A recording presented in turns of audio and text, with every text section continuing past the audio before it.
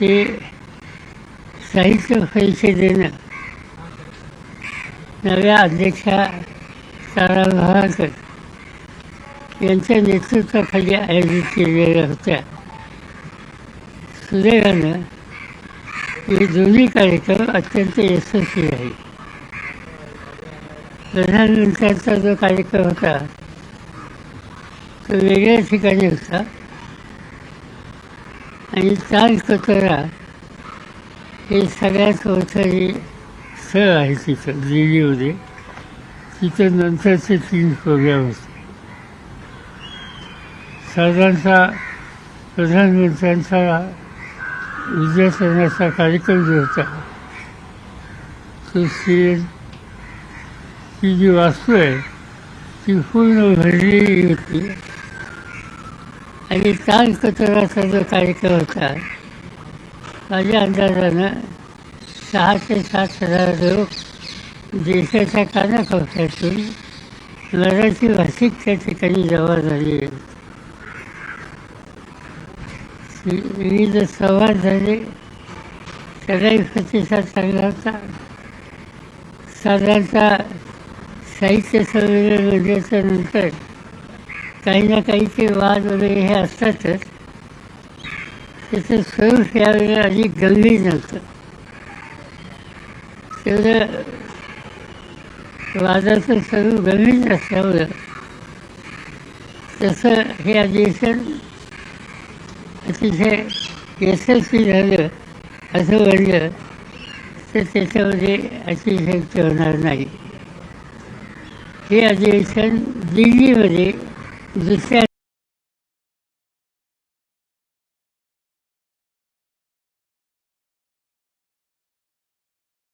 जाधव, सुरेश भटेला, संजय आवटे हे त्याच्यावर येत. बहुभाषिक कवी संमेलन हे सगळे कवी त्याच्यात होते. आनंदी गोपाळ, राजेंद्र भटाने, सुनील पाटील, वंदना चव्हाण, युगेश चव्हाण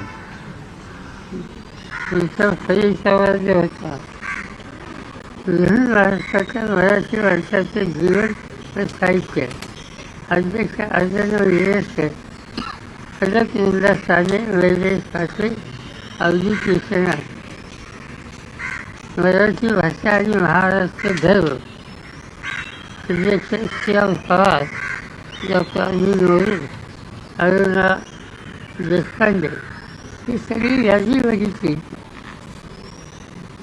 तर 2-3 ठिकाणी राजकारणाचे लोक दिसतात.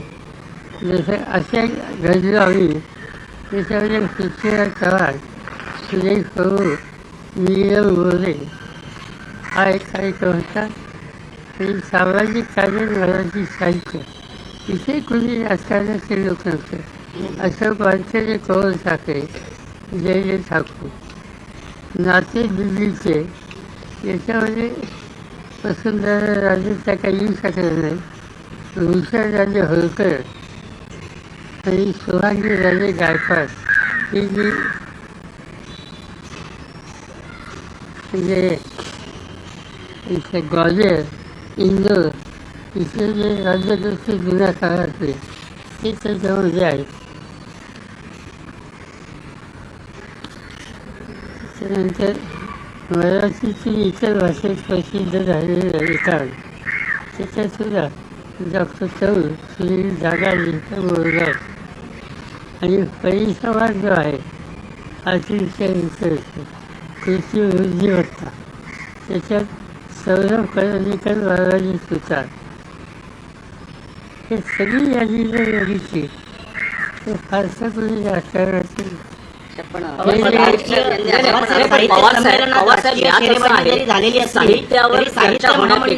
साहित्यावर जास्त संमेलन लक्षात राहिलं ते महाजी शिंदे यांना जो पुरस्कार दिला त्यावरून जो वाद झाला. आणि आता विकलं गेलेलं आहे. महाजी शिंदे यांना सॉरी एकनाथ शिंदेना जो महाजी शिंदे नावाने जो पुरस्कार दिला त्यावरून वाद झाला. याच्यात होता वेगळा कार्यक्रम होता.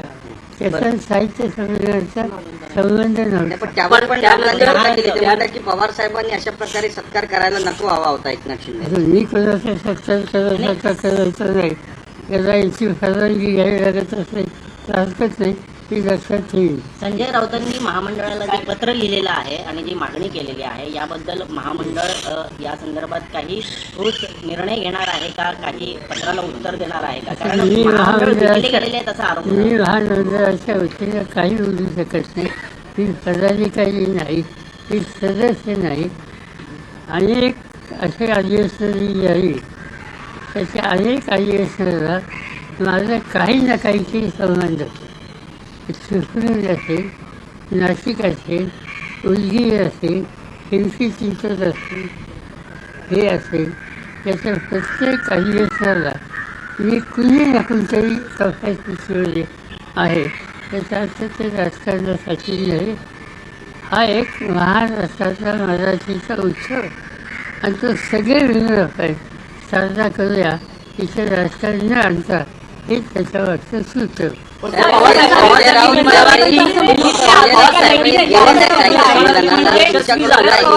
म्हणाले साहित्य संमेलन यशस्वी झालं, पण नीलम गोरेंनी जी विधानं केली त्यामुळे गालबोट लागलं असं म्हणता येईल. काय की संसदीय विधान स्पष्ट सांगायचं जे मूर्ख असतो, त्याच्यापेक्षा जास्त काही बोलायची आवश्यकता. संजय राऊतांचं असं एक म्हणणं होतं की नीलम गोरेंना 50 लाख रुपये दिलेले आहेत. तुम्ही असल्यावर काही अध्यक्षांसोबत तुमचं बोलणं झालं का की त्यांना 50 लाख रुपये दिलं कोणाला? करण्यात आलं? साहित्य संमेलनात करण्यात आले. त्यांचा आरोप असा आहे साहित्य संमेलनासाठी 50 लाख रुपये नीलम गोरेंना दिले आणि नाही. त्यानंतर असं संजय राऊतांना आरोप केलेला. संजय राऊतांच्याकडे काही माहिती असेल किंवा माझ्याकडे अशी माहिती अजिबात नाही. त्यांनी आरोप केलाय की हल्लीच्या काळामध्ये साहित्य संमेलनामध्ये खंडण्या घेतल्या. मंचावर होतात त्यावेळीचे जे हावभाव होते, तुमच्यातले संवाद होते, तुम्हाला त्यांनी पाणी दिलं, खुर्ची दिली बसायला, त्यातून बऱ्याच राजकीय चर्चा सुरू झालेल्या आहेत. त्याबद्दल एक काय त्याच्यावर खुर्ची दिली, भविष्यात त्याचं काय म्हणजे त्याच्यावर पाणी दिलं. तुमची जवळीक वाढते भाजपसोबत अशी चर्चा महाविकास आघाडी सध्या म्हणून एक तुम्ही दोन प्रादेशिक पक्ष म्हणून एकत्र आहात. पाणी त्यांनी भेटत नाही. अनेक वेळेला आपले जे हे आहेत सभापती, या न त्या कारणासाठी बैठक बोलवतात सगळ्या पक्षाच्या नेत्यांची. त्याच्यात प्रधानमंत्री असतात, मी सुद्धा, इतर पक्षाचे नेते असतात आणि संसदेचं कामकाज व्यवस्थित कसं चालेल याबद्दलचा सुसंवाद अनेक वेळेला होतो, मतभेदही होतात. तर त्याचा आणि याचा संबंध नाही. तारा बावळकर यांनी अध्यक्ष भाषण केलं. अतिशय संयत असं ते भाषण मांडलं जातं, परंतु राजकारणाच्या डोळ्यात अंजन घालणारं ते भाषण होतं असं सुद्धा त्याबाबत म्हटलं जातं की माणसं सगळी सारखी आहेत, पण राजकारण त्यांच्या भाषणाचे दोन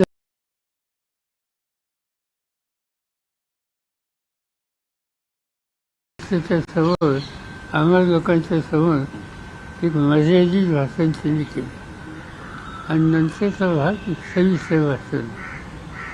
मी पहिल्या भाषणाला हजर होतो, दुसऱ्या भाषणाला इथे येणार होतो, पण त्यांचा पहिल्या भाषणाचा भाग मी ऐकल्याच्या नंतर मी माझे कार्यक्रम रद्द केले. ते अतिशय चांगले बोलले आणि त्यामुळे त्यांचा जो सेकंड भाग होता तो संपेपर्यंत मी सदनाचा हल्ला सुरू आणि ते व्यासपीठावर खाली त्यांचे अतिशय चांगले बोलल्या. त्यांनी एक दिशा दिली. मला असं वाटतं की या क्षेत्राच्या जाणकारांनी त्याची नोंद घ्यावी. आपल्या मित्रपक्षांनीही त्याची नोंद घेतली पाहिजे असं आपल्याला वाटतं. विशेषतः संजय राऊत यांनी मित्र पक्षाचा मी कसं सांगा. उपस्थित असलेल्या पंतप्रधान पदाचा त्यांनी उल्लेख केला, पण नरेंद्र मोदींचं थेट नाव घेणे त्यांनी टाळलं. तारा भवाळकर मी सांगितलं त्यांचं भाषण अतिशय उत्तम होतं. आम्हाला त्यांची ही सौम्य भूमिका पटली. महाराष्ट्रात सध्या एकनाथ शिंदे आणि देवेंद्र फडणवीस हे दोघेही सत्तेमध्ये आहेत, परंतु सध्या या दोघांमध्ये शीतयुद्ध चालू असल्याचं प्रकर्षानं जाणवतोय. काही शिंदेंनी ज्या प्रकल्प घेतले होते, काही योजना घेतल्या होत्या, त्यावर चौकशी लावण्याचं काम हे देवेंद्र फडणवीसांकडून करण्यात येत आहे. त्यामुळे बऱ्याच उलट्या सुलट्या चर्चा सुरू आहेत. असं की आम्हाला फारशी माहिती नाही. तुमच्याकडे माहिती असेल ती आम्हाला द्या, आम्हाला त्याचा उपयोग होईल. तो कसा उपयोग करून घ्यायचा हे आमचं कौशल्य तुम्ही काही बघा. पण हे महाराष्ट्रासाठी कितपत चांगलं आहे साहेब? महाराष्ट्राच्या जनतेसाठी सरकारच आपापसात भांडताय. चांगलं आहे ना. त्याचे प्रेमाने सगळ्यांना घेऊन त्यांची सरकार चालवावं ही त्यांची भूमिका असेल, आमची नाही.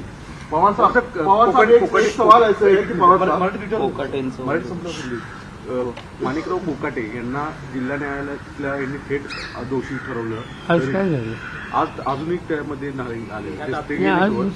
आज तारीख होती पण अजून आली सुनावणी सुरू आहे. तर अशा परिस्थितीमध्ये एक मंत्र्यावर थेट आरोप असणं तरीही ते मंत्रिमंडळात असतं. याच्यावर अधिवेशन आता पुढच्या काळात अर्थात सुरू होईल. पण या संदर्भामध्ये पार्टी म्हणून तुमची काय भूमिका आहे? अपोजिशन म्हणून आम्हा सगळ्यांना याचा विचार करावा. आज हे जे काही चित्र दिसतंय, आतापर्यंत 2 मंत्री त्याच्यात सुद्धा आलेले आणि काही लोक सांगतात की आणखीही काही लाईनमध्ये आहे.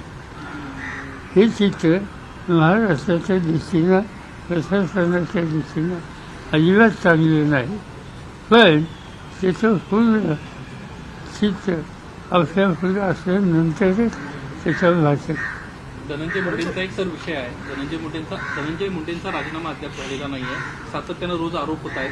प्रशासनाकडून सांगितलं जाते चौकशी सुरू आहे. आता साधारणपणे 1.5 महिना झाला, कुठल्याही प्रकारची माहिती समोर आलेली नाही आहे. त्यामुळं आता मस्ता चौकमध्ये सुद्धा लोक उद्यापासून आंदोलन करणार आहेत, उपोषणाला बसणार आहेत. तर दुसरीकडे सरकारमध्ये अजून जी समिती नेमली त्यांचा देखील काही अहवाल जो आहे तो समोर आलेला नाही. जे काही त्या गावात मी जाऊन आले, त्या गावातल्या लोकांच्या ज्या भावना त्याची तीव्रता बघितल्याच्या नंतर कुणालाही स्वाभिमान असेल, सेल्फ रिस्पेक्ट असेल, अशी व्यक्तीच्या पदावर अजिबात राहणार नाही. पण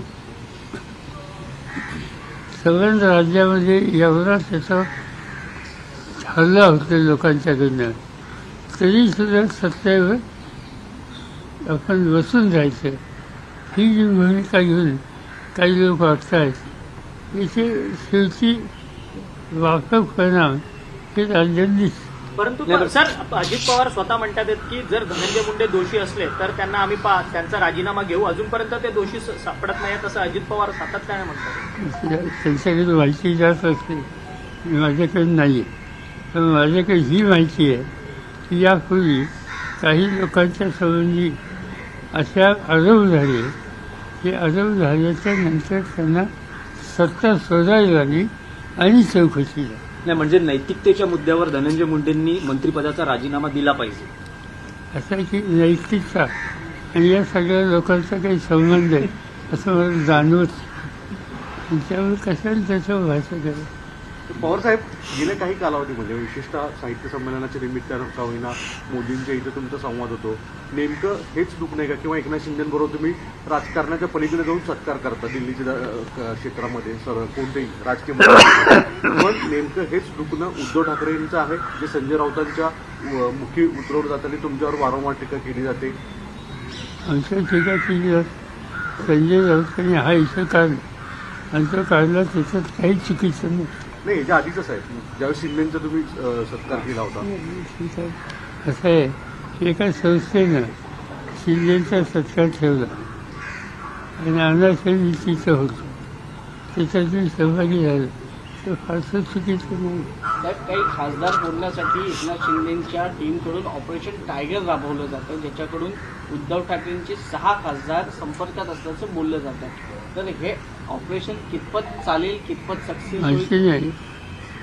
माझ्याकडे महाराष्ट्रात राष्ट्रवादी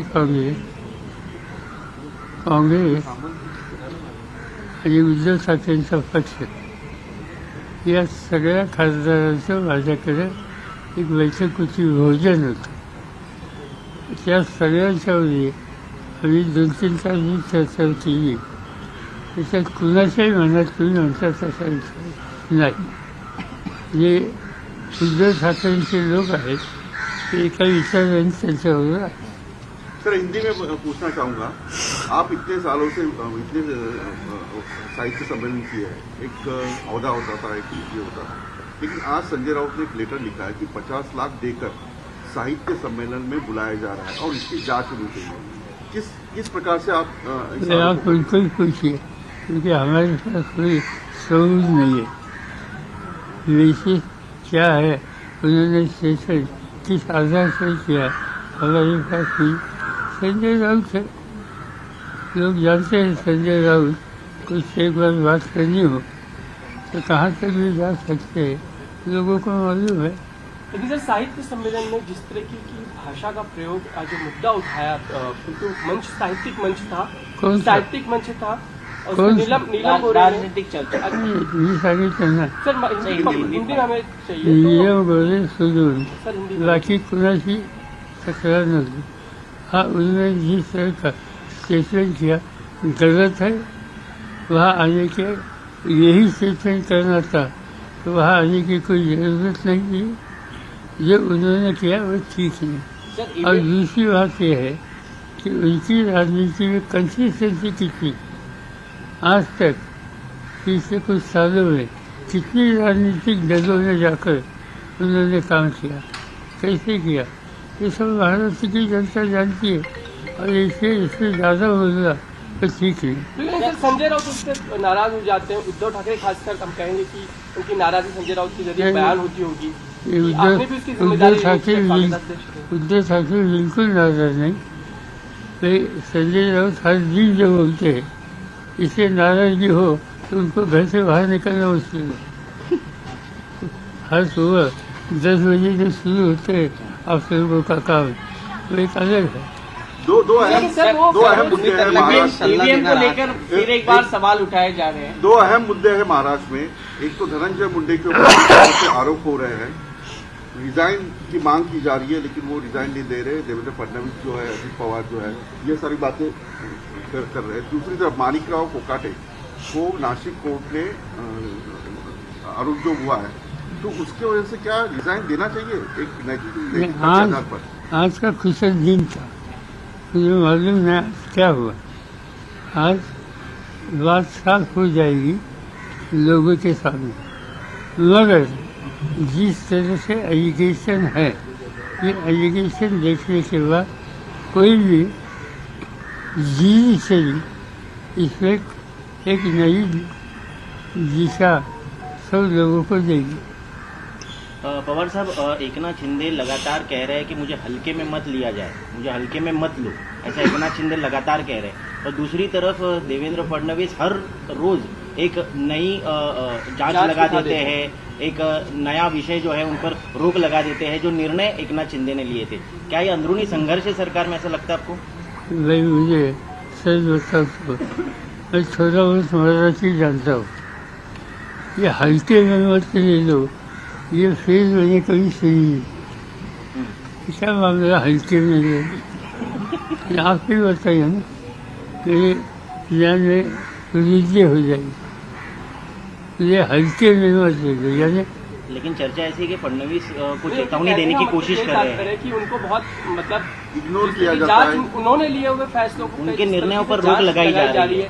कभी देवेंद्र फडणवीस खुद भी सरकार का हिस्सा थे, मुख्यमंत्री थे, लेकिन लगातार देख रहे हैं हर एक मामले में जांच लगाई जा रही है, रिव्यू करने के लिए कहा जा रहा है. तो कहीं ना कहीं उस वक्त जब फैसले गलत लिए जा रहे थे तो देवेंद्र फडणवीस चुप क्यों रहे, एक सवाल नहीं. ठीक है, बोलिए. ठीक जैसे लोगों के सामने आपको जो कहना है कहिए, हम देखेंगे इससे क्या आगे. सर, ईवीएम को लेकर फिर एक बार सवाल उठाए जा रहे हैं. डोनाल्ड ट्रंप ने शनिवार को कहा है कि एलन मस्क ने मुझे कहा है कि ईवीएम मशीन ये वोटिंग के लिए बनी नहीं है. दूसरी तरफ एक प्रोफेसर बोल रहे हैं कि बैलेट पर पेपर पे ही होना चाहिए. तो जिस तरह से बातें अब सामने आ रही है उसके ऊपर आपकी क्या है? आपने अमेरिकन प्रेसिडेंट इसकी बात कही? अमेरिकन प्रेसिडेंट ने पहले नाम एलन मस्क ने डोनाल्ड ट्रंप को बताया. डोनाल्ड ट्रंप, क्योंकि उन्होंने कई बातें पिछले 2-4 दिन में देशवासियों को दुनिया को बताई। सबसे सीरियस बात हमें लगता है कि उन्होंने